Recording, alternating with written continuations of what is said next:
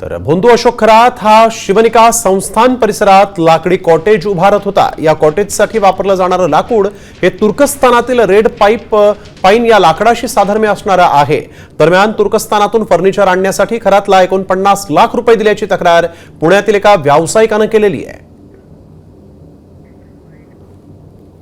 भोंदू अशोक खरातने केवळ महिलांचंच शोषण केलं नाही, तर मरणाची भीती दाखवून त्यांनी अनेकांचं आर्थिक शोषण देखील केलेलं आहे।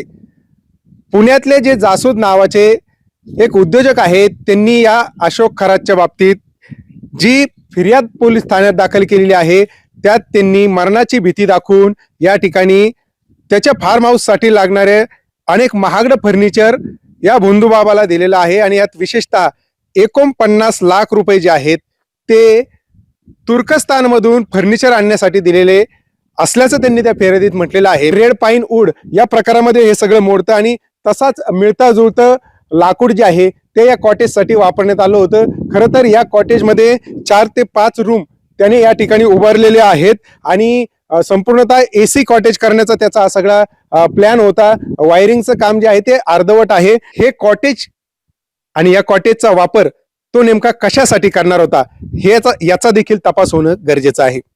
सचिन बनसोडे, साम टीव्ही न्यूज, मेरगाव, नाशिक।